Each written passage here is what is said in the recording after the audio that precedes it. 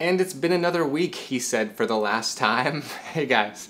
So I've been looking at the last couple weeks of videos here, and it's pretty clear what we do want to see and don't want to see on the channel. It seems like the About PoPS updates are doing less well than the Not About PoPS updates, which kind of coincides with how I'm feeling. So here's what we're gonna do. I was saving something for the end of the PoPS updates before this channel went on to be what it was gonna be, and I think it's ready. I think it's ready for this channel to become Not PoPS updates. You know, to do videos instead of updates every week, and not every week either. We're gonna talk about that. So next week is gonna be a half-hour behind the scenes documentary on the making of PoPS that Andrew Sellers made. You guys know Sellers.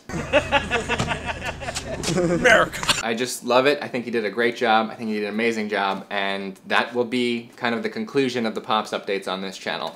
And then from then on, I think every other week or so, I have all of these ideas for videos in my head that I would like to do, that I would kind of like to, kind of cinematic study guide stuff, maybe a couple other kind of things. And I think it's gonna be a lot more interesting than having me sit here and talk to you every week, because that's kind of what ends up happening. If I can set aside 6 to 7 hours on a Saturday, I can put together an actual video that I'm pleased with. As it is, if I'm coming to you every week, I have those plans in my head, then we have stuff going on in the morning, stuff going on in the evening, and I'm trying to get the DVDs done, and then I'm doing what YouTubers do, and I hate that. It's like, here's why, you know? I don't want to do that. However, it is a way for me to actually schedule it better, where I can actually justify spending a good 6 to 7 hours, like I used to do doing effects on PoPS and stuff, on a video, and do it if it's every other week. That way I have these weekend days, having a chill weekend and biking around a forest preserve or something, which I don't feel like I have as much ability to do if I'm making videos every Saturday. Anyway, that's what's going on. Since this is one of the last PoPS updates, I'll tell you a little bit about what I have been up to. It took me a long time to figure out what I wanted the DVDs for the box set to be. Like, the menu system and everything, and I was gonna have it not be like a motion menu, and then Eliza was like, how do you really feel about that? I was like, yeah. So then I had to figure out how I wanted the design of that to look. I'm not really a design guy. I'm not great at design. I'm good at video and execution and all of that, writing.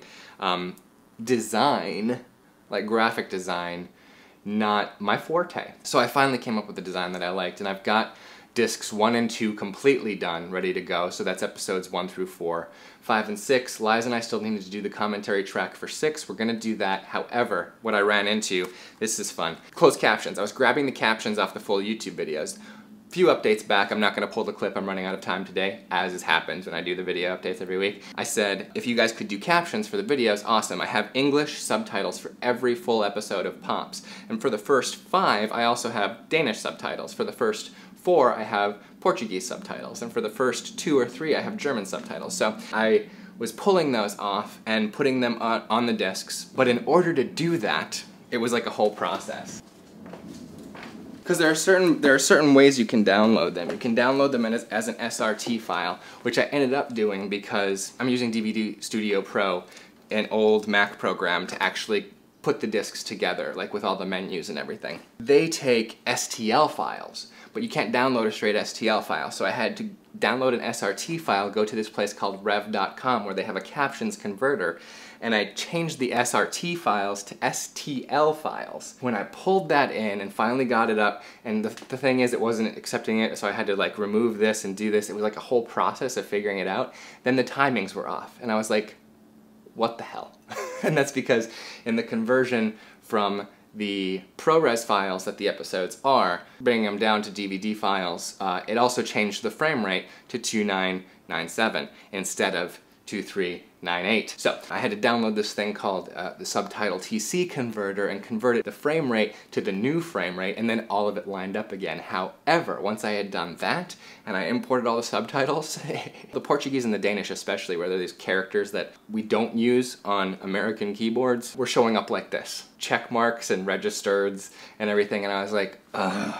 What I had to do was open text edit and then just reformat it to rich text format, and then all of a sudden it appeared as it was supposed to. So that process took a little while to figure out, as well, as you can imagine. So yeah, I want to work more on the DVDs, and next week will be the half-hour behind the scenes of PoPS where Andrew Sellers interviewed all of us, And then from then on, every 2 weeks, you can expect a video here. And it'll be something different. It won't just be me talking. It'll be me talking about movies. It'll be different kinds of formats, a little cinematic study guide, maybe like a quick little quippy film every once in a while. With doing it every other week, me able to set aside that chunk of time, I can justify doing something more in depth, a video that I'm happier about putting out.